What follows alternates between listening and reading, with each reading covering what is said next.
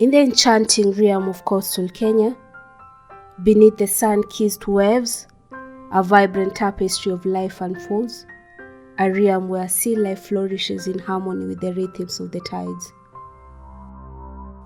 As dawn paints the sky with hues of gold, a chorus of voices rises, voices that weave a tapestry of resilience, of determination, and of hope. Wengine wamepata ngapi? Kuna mwenye mpaka kupoza je? Yuko ndo huyu hapa ndani. Oh, hiyo ndio inamena. Basi shika. Don't be afraid. Umoga. Shika. Wewe ndio unafanya ogopa.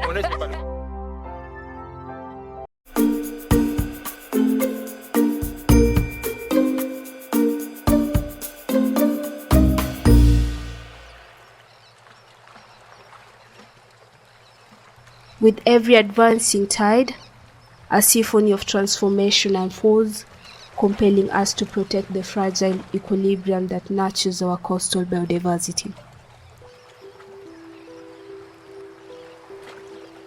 Here is so different. So I think last year we had 59 nests. This year we've got 164 nests. And it's too soon for them to be our babies, but it's just, I don't know what it is. Meet Tracey, a guardian of the night, a custodian of the suns. My name is Tracey Russell. We're at Jumba Ruins Beach. I'm a teacher by day and a turtle conservationist by night and weekends and holidays, which it is at the moment. With a heart devoted to the sea's ancient travelers, she stands shoulder to shoulder with nature. We have mainly green turtles. Roger said a few years ago we had one Olive Ridley, but she came up once, laid one nest, and that was that. And for a period of time we used to relocate all of the nests to a hatchery here, but now we leave them completely natural. So wherever the mother turtle lays, as long as it's above the high tide mark, we leave them where they are. Our biggest problem is the high waves. Our beach is disappearing. So you can see, as you're looking at it, with the tide out, we have plenty of beach, but the turtles will only lay above the high tide mark, and where we are standing, that's the high tide mark and a little bit higher.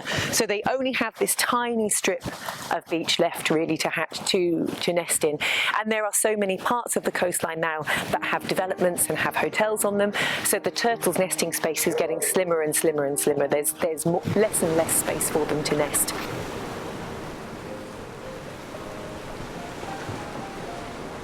Out at sea we have the nets, we have the big trawlers, and we have the big commercial boats that are out there that the nets go down and the turtles are bycatch. They have, several people don't know, lots of people don't know, that the turtles need to come to the surface to breathe. And when they get trapped in a net, they drown. And so by the time they're pulling the nets up with their catch, it's too late for the turtles. He can give you some great information. He's a good one to mic actually. Jambo, Abdul, how are you doing? Jambo? Salam, uko mzima? So he's been involved with us for about 4 years now, since he was a small boy. In the innocence of youth, Jamal Abdul finds purpose. Jamal Abdul, nasoma mtopa primary class 6. Nasoma huko, nikimaliza huko kusoma naja hivi najiangalia hii kazi yangu, niangalia hivyo kuzunguka hivyo, labda wanaweza pata wengine wanatoka wanaenda wenyewe hao turtles. Lakini hawezi fika wote, wanaweza fika kama wawili au mmoja. Wakienda huko wanazaliwa na wale samaki wale wakubwa, lakini wenye watabaki ni kidogo. Sasa wana kama 60 days, alafu wanakuja huko tena kutaga, alafu wanarudi tena. Kaa tena hapa tena wanakaa tena 60 days kuanguliwa ndio ende kwa maji. A beacon of hope at a young age, he cradles the promise of tomorrow, the future of these fragile hatchlings.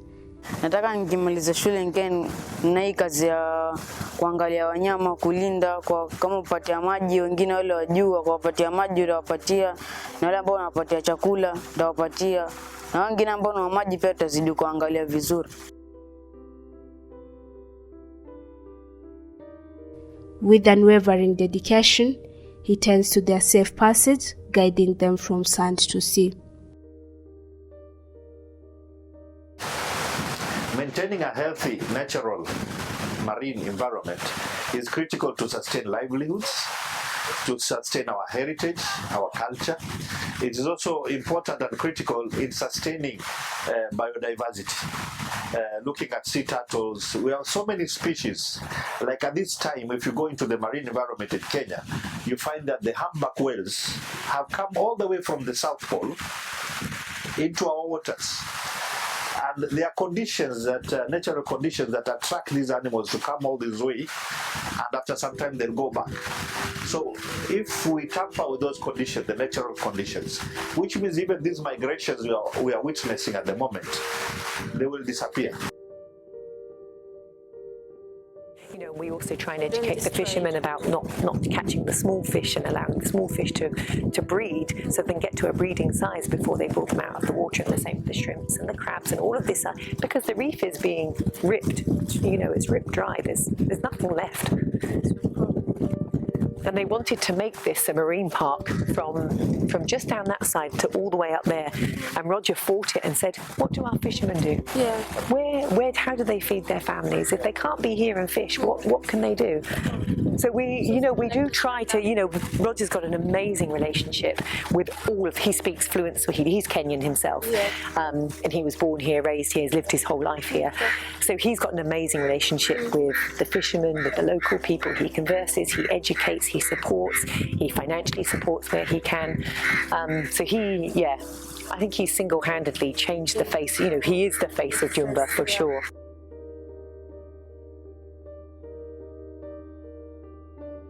The story doesn't end with the sea turtles. Tracey's determination resonates with the larger narrative, a narrative of shifting landscapes and rising tides that challenge the very fabric of coastal Kenya's existence.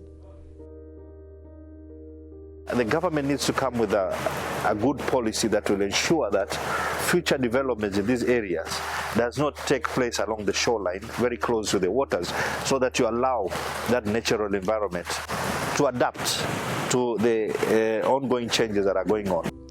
Dr. Mohammed Omar, the lead research scientist at the Wildlife Research and Training Institute, gazes into the heart of the rising sea. His voice resonates with urgency as he unveils the intricate narrative of sea life under siege. The main challenge we are facing now is people encroaching into some of these riparian areas. So we need to have a representative setback, that will allow the shoreline to adapt to the ongoing changes that are going on. If you look at most of our constructions, right now they are right at the edge, almost below the high water mark. And this shoreline dynamics are going to be impacted highly when you have sea level rise. So the high tide mark will tend to move further inland. Dr. Omar's insights underscore the urgency of the situation. Coastal Kenya's resilience is a community effort, standing strong against the unrelenting forces of climate change.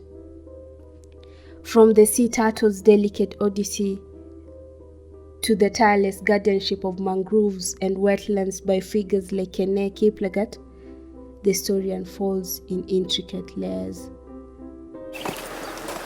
Hapa ni katikati ya white mangrove. Wale wazungu nikifika hapa, muwaeleza mmefika kwenyu. In the realm of guardianship, Kene Kiplagat takes center stage. As the chairman of Camp Gedeng, his voice resonates with the wisdom of the land and sea. The white mangrove, they grow very tall, Hizi zinakuwa ndefu sana. Ni nzito. Nzito, alafu zinatoa vitu seeds kama tumaembe tudogo. With resolute determination, he leads the charge against poaching, serving as a protector for the majestic hippos, and orchestrates a symphony of mangroves, nature's steadfast guardians. Most of the trees that you plant along this river because of the ocean will die because of the salt water. But we discovered that the mangrove is a plant that exists and can also grow in fresh and salty water. Tell your people to come, and when they come, we call it conservation tourism. We walk with them, we give them a seed to come and plant, and they go back home really, I'm telling you, you can feel that they did something. They didn't just come for holiday. They came for holiday and left an impact to the community around that area. So unapata mandege sasa ndio zinaanza kutoka, maji inatoka na ndege zinaingia. Zinaingia sasa. Ndege zinakuwa in full. Tangojea kidogo tu another 1 hour. Ndio kwa sababu bado kuna maji kwa mashimo za hizo prawns. Maji kitoka. Ayayay. Bird's paradise. As the sun kisses the horizon, Peter Mwataza emerges, a youthful emblem of the sea's bounty. Nikija kwa mto, navuta, napata pesa. Alafu mengine nachukua wageni na wapeleka huko juu, wanaangalia huo mto. Alafu wananipatia kama ni kitu kidogo, na enjoy kidogo pia mimi. Alafu unaweza ukapata hapo ndani krabu na ukafaidika kidogo na pesa. His voice brimming with admiration praises the value of preserving these waters, ensuring that generations to come will cast their nets into a thriving ocean. Kuko na muhimu wake hii mazingira ambayo tunahifadhi, inatufaidisha. Kama kwa mfano umekuja na umepata hawa fish na umeuza, si umefaidika? Na basi ni kitu kama hicho. These voices, united in purpose, compose a symphony of resilience. Year is so different. So I think last year we had 59 nests. This year we've got 164 nests, and it's too soon for them to be our babies, but it's just, I don't know what it is, whether it's to do with El Nino, whether it's to do with the weather, whether it's to do with the sea temperature. So there's not enough known. I think there's a lot of studies being done, but it's been a bumpy year across the world. For in every ripple, every footprint, and every heartbeat, we are reminded that the story of coastal Kenya's resilience is a story that belongs to us all.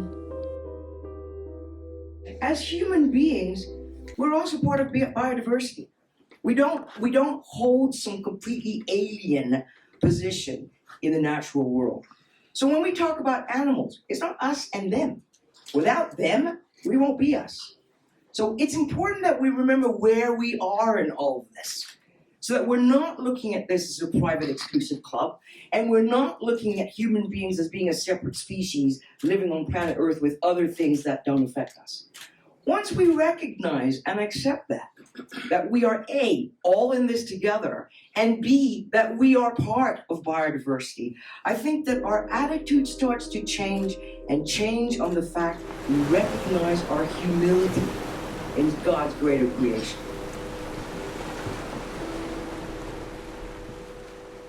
Chemtai Kirui reporting for CAS TV for the Conservation Conversation Program.